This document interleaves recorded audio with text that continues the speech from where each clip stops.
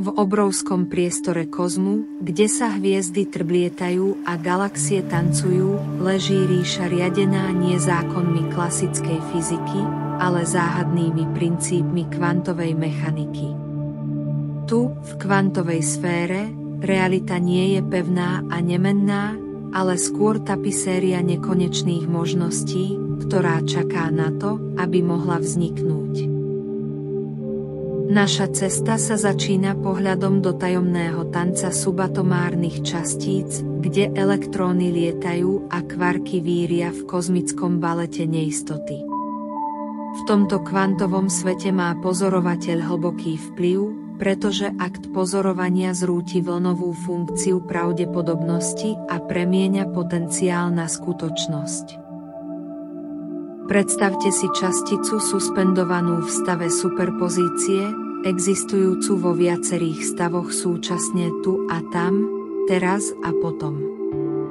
Až keď pozorovateľ zameria svoju pozornosť, častica si vyberie svoju cestu, ktorá sa prejavuje ako častica alebo vlna v závislosti od pohľadu pozorovateľa. Toto je podstata efektu pozorovateľa, kde sa vedomie prelína s hmotou a formuje štruktúru samotnej reality.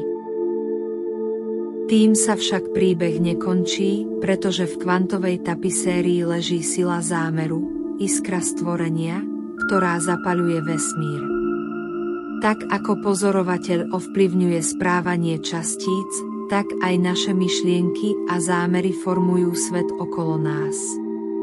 V kvantovej sfére nie je myseľ iba pasívnym pozorovateľom, ale aj aktívnym účastníkom kozmickej symfónie stvorenia.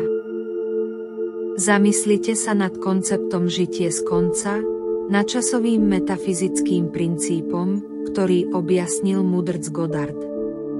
Tu, v bezhraničnom priestore vedomia, sa zámery stávajú semenami zasadenými do úrodnej pôdy kvantového poľa.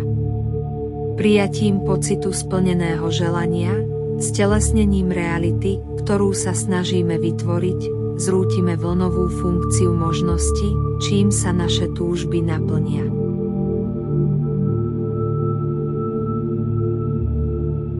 V tejto sfére nekonečného potenciálu je každá myšlienka, každé presvedčenie, každý predpoklad ťahom šteca na plátne reality.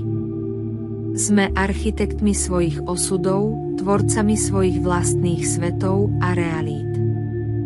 Keď sa prebúdzame k sile vo vnútri, uvedomujeme si, že vesmír nie je pevná entita, ale tekutá mozaika neustále sa meniacich pravdepodobností, ktorá čaká na to, až bude formovaná silou nášho zámeru.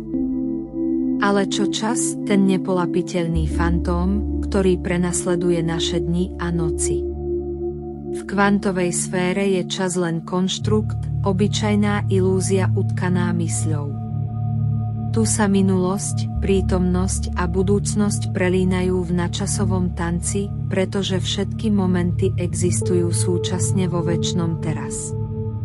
Ako putujeme hlbšie do kvantovej priepasti, uvedomujeme si, že čas nie je rieka, ktorá neúprosne plynie z minulosti do budúcnosti, ale obrovský oceán, kde sa zbiehajú všetky možnosti.